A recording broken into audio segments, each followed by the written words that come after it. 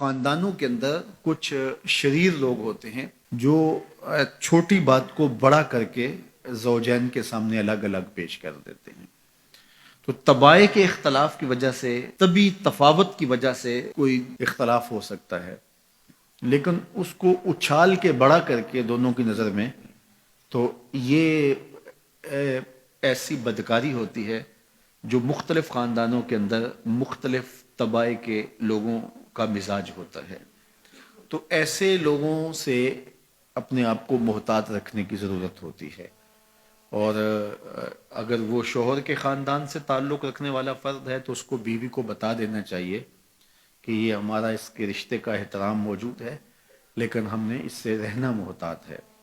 اور اگر وہ بیوی کے خاندان کا فرد ہے تو بیوی شوہر کو بتا دے کہ یہ صاحب معزز تو بہت ہیں ہمارے خاندان میں، لیکن ماشاءاللہ شریر بھی بہت ہیں. ان کی مثال اس مکھی کی طرح ہے جو سارے بدن کو چھوڑ کے زخم کی جگہ پہ بیٹھتی ہے.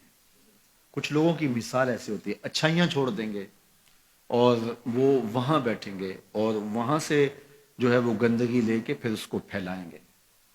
لیکن آپ نے شہد کی مکھی کا مزاج بھی دیکھا ہوگا کہ وہ کڑوے رس چوس کے اس کو بھی شہد بنا ڈالتی ہے.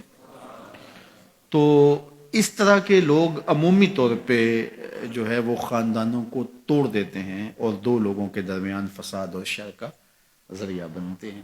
یہ انسانی وجود کے اندر شیطان کے نمائندے ہوتے ہیں. اپنی ازدواجی زندگی کو، اپنی گھریلو زندگی کو بچانے کے لیے خاندانوں کے اندر اگر کوئی شریر طبع کا شخص ہو، کوئی بخسیس النفس شخص ہو، کوئی خبیث الفطرت شخص ہو، تو اس سے جو ہے وہ اپنے آپ کو محتاط رکھنے کی ضرورت ہوتی ہے، کیونکہ یہ طلاق کا سبب ہوتا ہے. طلاق کا ایک سبب والدین کی بے جا مداخلت بھی ہوتی ہے. والدین کی ذمہ داریوں میں شامل ہے کہ اگر کوئی اختلاف پیدا ہو جائے تو ان کو پاٹنے کی کوشش کریں.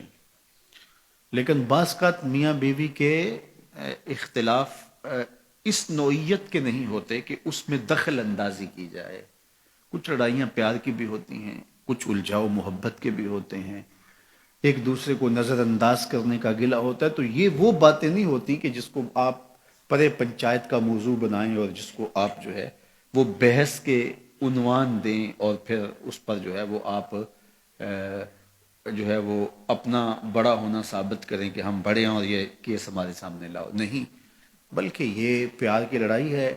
اس کے اندر بھی حسن ہے، روٹ کے من جانے کے اندر بھی ایک جمال ہوتا ہے، ایک حسن ہوتا ہے. اور میاں بیوی کا چونکہ رشتہ پیار کا ہوتا ہے تو اس میں یہ چھوٹی بڑی باتیں ہوتی رہتی ہیں، اور اس میں بیوی معمولی سا نظر انداز ہونا بھی گوارا نہیں کرتی. شوہر کی فضول تر ذمہ داریاں بعض اوقات اس کو غافل کر دیتی ہیں، تو بیوی اس کو گوارا نہیں کرتی کہ تم مجھ کو نظر انداز کر رہے ہو. چونکہ انسانی فطرت کے اندر تجدید محبت بھی ہے. اگرچہ بیوی کو یہ یقین ہوتا ہے کہ یہ مجھ سے محبت کرتا ہے، لیکن وہ اس کی زبان سے سننا چاہتی ہے، اس کے معمولی رویے کی تلخی بھی اس کو گوارا نہیں ہوتی.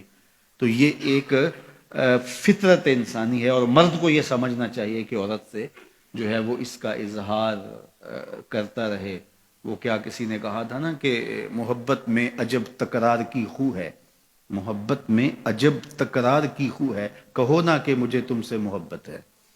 تو یہ فطرت ہے، یہ تقاضا ہے انسان کا کہ وہ اس کا اظہار کرے. تو بعض کا بندہ کہتا ہے کہ میں ٹوٹ کے چاہتا ہوں، میں دل دماغ سے روح سے چاہتا ہوں، تو مجھے کیوں بار بار کہنے کی ضرورت ہے.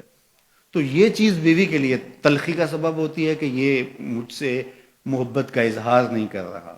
تو اس طرح تناؤ پیدا ہو جاتا ہے. تو یہ تو تناؤ محبت کا ہے.